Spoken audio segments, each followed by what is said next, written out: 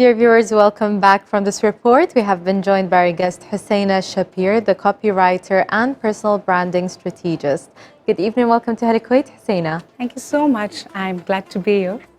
It's our pleasure to have you with us. So today we're going to be talking about personal branding. In the beginning, can you tell us exactly what personal branding is? Okay, so to make it simple, when any individual,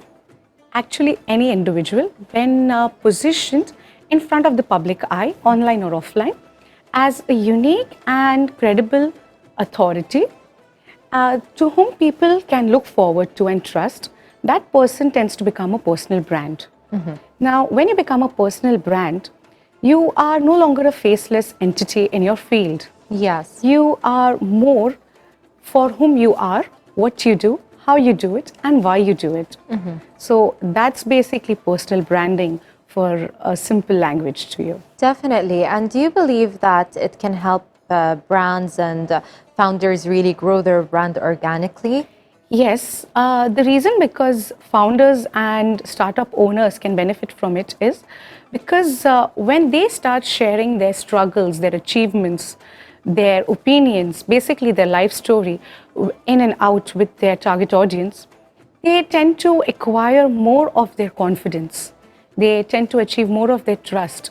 So when in market they put up their products and services, that's the time when those people who are following him would also trust his product and services with him. Yes, definitely. I'd really like to know, how did you actually come up with this concept and idea, and what made you choose the Kuwaiti market or think that the Kuwaiti market is a good fit for it?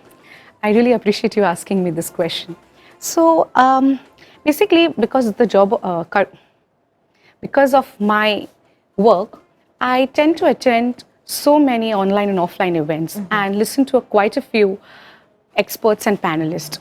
And Alhamdulillah, I talk to over 20 founders every month. So in one of those meetings, when I was talking to a high-end professional, we were discussing about how amazing the Kuwait market is. Yes. And the startup economy is. And that's where it struck me that none of those founders or startups are a part of such global events. And it really struck me so hard that I kept it in my agenda to help in whatever capacity I can to bring these extraordinary people in front of the world. I think that's absolutely amazing, especially that, as you said, you have experience when it comes to this. So you're really able to help these personal brands.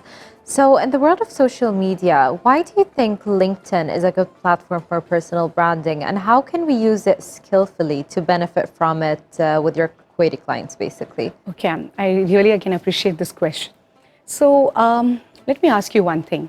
If supposingly you are to buy a luxurious bag or a gown for an upcoming event, I believe you must be headed to avenues. Right. But you won't be parking near the phase 1 where there's IKEA section. You would be headed directly towards phase 3 or the prestigious mall because you know all the luxurious brands are there. Yes. Similarly, like how all these phases are a part of avenues, all these platforms are a part of social media. But for startup, they need to know where exactly their target audience is, which could serve their goals. Yes. So that's how LinkedIn can serve better, because that's the place where most of the decision makers are in the right mindset to collaborate and network. It is also a place where you can be recognized with the investor communities. Right. You could build your culture better by hiring the right people who believe in your leadership style. So it's not just a digital resume app, which we used to know earlier, and not also a platform to just merely share your achievements, which normally founders believe, and they just try to put up posts like, hey, I attended this event, or this is the certificate I've received. You need to come up with your story in the right manner that people can look upon you and can achieve the best relevant benefits and deepen the relationship with them. Definitely. I think that's a really great way to put it. And for anyone that really doesn't use the platform in that way, there's so many things you can do with it, and you can reach a lot of people and even investors. So how do you make every client's brand equally unique? Because there's a lot of brands out there, and it's not easy to keep this uniqueness, maybe. Okay, I really try my best to bring the best on the table for my clients. So let me give you a little process.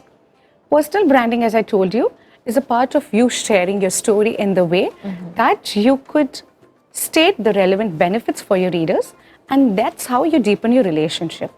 So, one thing I do with my clients is help them write their story as transparent and authentic as possible so that they, as founders, are trusted as educational, inspirational, and in a leadership role. Second Yes. thing that I do is write their story in their tone. So I can't just Google things up and copy paste it for them according to their stories. There Yes. is a psychological based research process which I use to identify their tone so that they are talking to their customers in their tone. Yes. They are more connected to them. And not just any random copy is pasted across their personal branding. Exactly. Some phrases or even some words, mentally, we do link them to a lot of brands. Definitely. Although that word, we all use it, but in our heads, it's linked to a certain restaurant or a personal brand. So I completely agree with you when it comes to Yeah. that. And it's not so easy to be able to create that. Yes, it's like similarly how you have logos and the colors are connected to brands.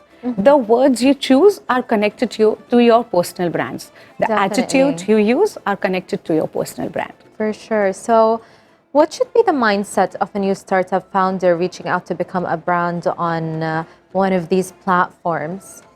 Okay, so I would like to begin with what they should not be expecting first, because that makes the plate clear for us. They should not be expecting to spend tons of their dollars on hollow-click ads. They should not be expecting to achieve overnight followers and definitely not to go viral in the first place. Definitely. So, when they want to achieve their personal branding, they need to be passionate and proactive.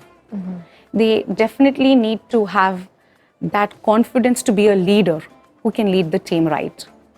And the openness to achieve new strategies, to work on new strategies. And most importantly, they need a lot of patience to do this. Definitely. Patience is key when it comes to any personal brand. And I can understand that there's a lot of work that happens in the background, I think from every side when it comes to a business. So, Husaina, I want to know, you've been working on something new to do with startups in Kuwait. Can you tell us about that? I am really happy to talk about this. It's been around 6 months I have been working on this project, and now I have officially launched my one-on-one personal branding consultancy program, especially for founders community on LinkedIn, on my own personal brand, so that they could achieve the best possible things for their own personal branding. Also, Definitely. I am, there's a lot of other things in my pipeline. And I'm also secretly writing a book right now. That's amazing. Good luck with that. I'm very happy to hear about that. So, I want to talk more about working moms. It's not easy to juggle a job, take care of your children and take care of your family. So, I think it's always an inspiration for a lot of women when they see someone able to do all of that. So, how do you manage both roles with such precision? Okay, according to me, work-life balance is a myth. It is for those who cannot prioritize things right. And Alhamdulillah, with the help of my family, my husband and my kid as well, I am able to withstand the pressure that is on me when I am working and differentiate between my priorities and work accordingly. So Yes. I don't believe in work-life balance because of these reasons. Definitely. I think that's a great way to look at it. So you've had an amazing career. What do you believe is the highlight of your career so far? Okay, this year I was awarded Women in Business and Leadership Award by GCPIT. And that was the highlight for me in this year because I owe this as I connected with the right minds on LinkedIn. So they recognized my efforts Yes. and I achieved this because That's of that. amazing. Congratulations on that, of course. And it's always great to get such award. It's a great push for us to keep going. Finally, Husaina, what do you think in 10 years, where is Husaina going to be in 10 years, basically? I envision myself to be in a better leadership role and to learn the best possible ways to help brands in the upcoming AI generation, which is going to be there, booming around. So, as there's a lot of talks about AI replacing jobs and all, so I want to see how I can place my services right in this market to benefit my community and as well as the founders community. And definitely look forward to be on this platform again with you. Definitely. Husaina, thank you so much for being with us this evening on Hala Kuwait, and it was a pleasure knowing more about your career and experience. Thank you so much for having me here on this prestigious platform, and I'm glad to meet you. Thank you for being here. Dear viewers, we had with us Husaina Shabbir, copywriter and personal branding strategist. Up next, we have another great report, so stay tuned for that.